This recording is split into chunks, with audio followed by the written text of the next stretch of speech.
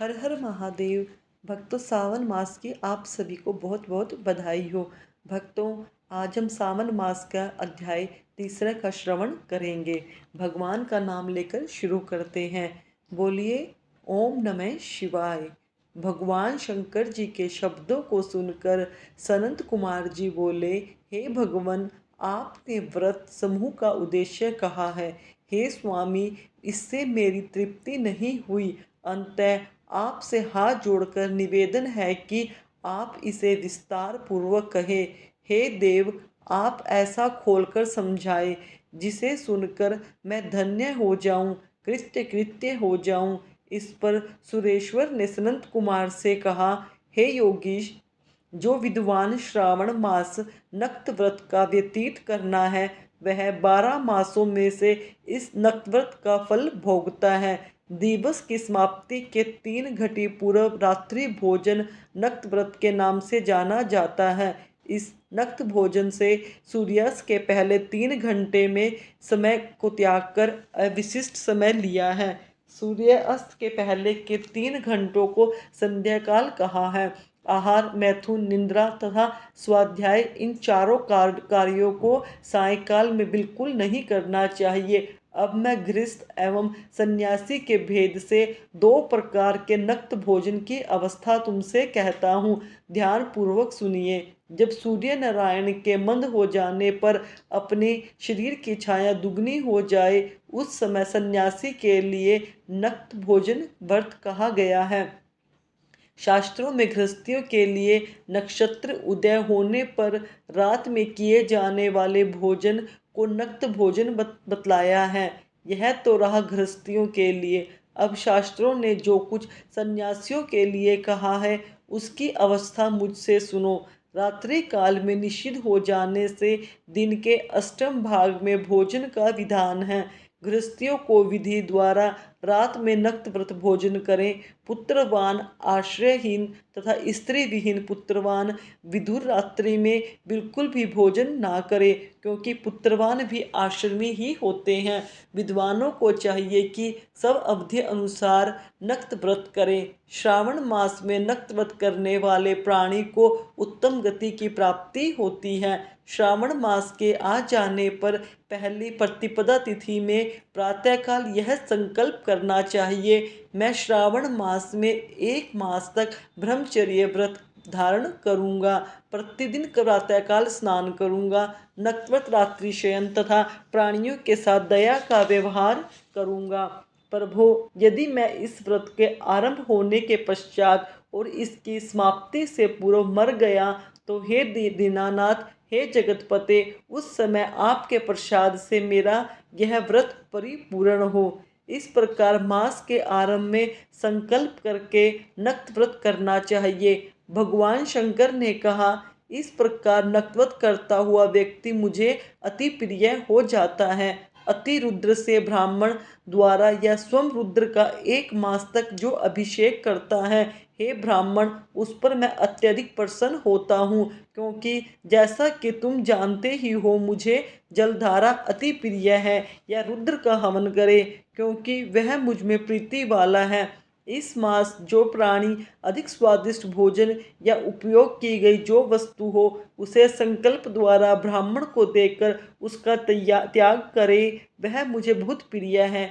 हे ऋषिराज, अब मैं तुमसे उत्तम लक्ष्य पूजा की विधि कहता हूँ, सुनो। लक्ष्मी की प्राप्ति की इच्छा वाले मनुष्य का बिलपत्रों से, शांति की कामना वालों का दुर्वा से तथा आयु की इच्छा वाले प्राणियों को चंपा पुष्पों से भगवान श्री हरि की पूजा करनी चाहिए।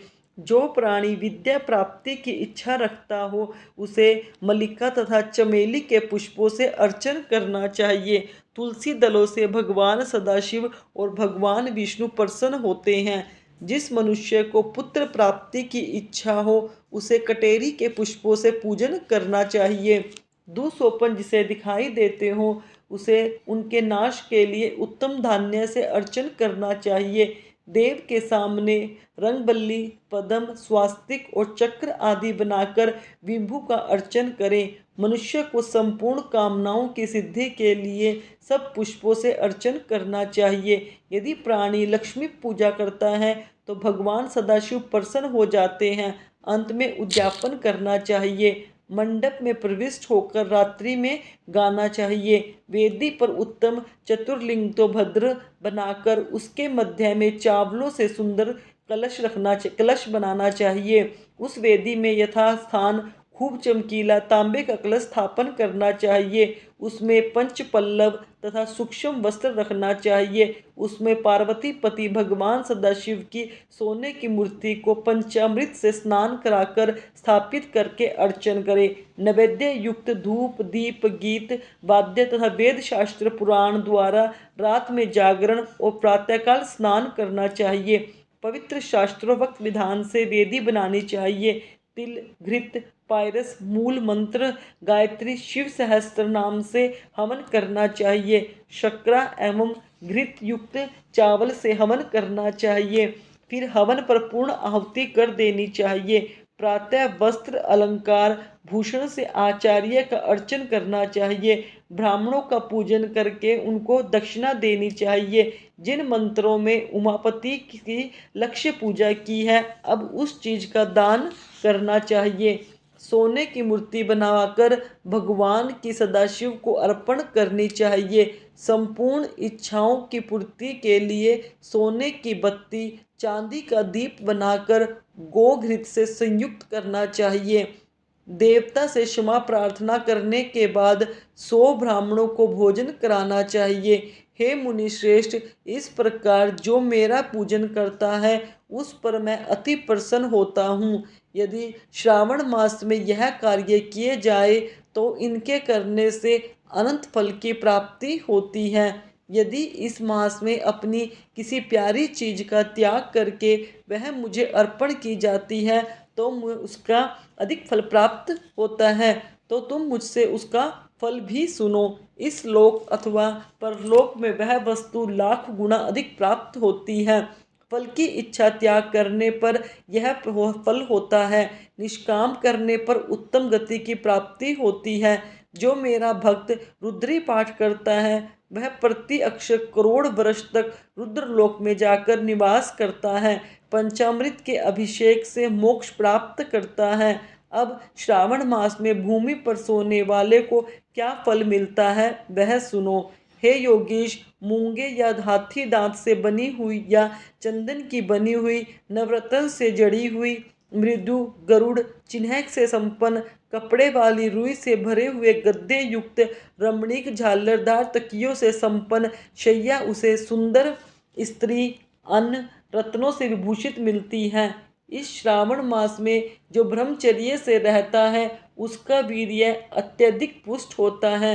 तेज श्वेता बल शरीर दृढ़ता और धर्म कार्य में तमाम उपकारी वस्तुएं उसको सहज ही प्राप्त हो जाती हैं। उसे ब्रह्म की प्राप्ति हो जाती है। यही नहीं, निष्काम पूजन करने वाले को स्वर्ग में अप्सरा की प्राप्ति होती है।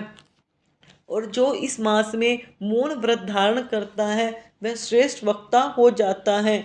मौन व्रत दिन का हो चाहे रात का हो, भोजन के समय का हो। मौन व्रत में यदि प्राणी घंटा तथा पुस्तकें दान करे तो उसको सब शास्त्रों की जानकारी अपने आप प्राप्त हो जाती है। यह मौन व्रत के प्रभाव से बृहस्पति के तुल्य बुद्धि वाला हो जाता है। मौन व्रत वाले को किसी से झगड़ा बिल्कुल नहीं हो पाता। भक्तों, यह था तीसरा अध्याय जिसमें बताया गया है कि हमें श्रावण मास में क्या क्या करना चाहिए। एक तो उन्हें प्रमुख बात बताई है कि श्रावण मास में हमें अपनी किसी प्रिय वस्तु का त्याग करना चाहिए जो हमारी खाने की पसंदीदा वस्तु हो। जैसे आम में फल हो, कोई सेब, कोई मिठाई, ऐसी कोई भी वस्तु जो हमें प्रिय हो वह संकल्प करके या किसी ब्राह्मण के द्वारा संकल्प करवाकर हमें उस वस्तु का त्याग कर देना चाहिए। तभी हमें इस फल की पूर्ण प्राप्ति होती है। और जब यह मास श्रावण का मास समाप्त हो जाता है उसके बाद हमें वह फल भगवान को अर्पित करके उसके बाद अपना उस वस्तु को ग्रहण करना चाहिए। इससे हमें अभिष्ट योग्य की प्राप्ति होती है। इतना पुण्य है कि जिसका वर्णन भी नहीं किया जा सकता। दूसरा, इस अध्याय में बताया है कि मौन व्रत कितना महान हैं। कैसे हम मौन व्रत करके अपने जीवन की आंतरिक शांति को प्राप्त कर सकते हैं, क्या क्या हमें अनुभूति हो सकती है, और ये हमें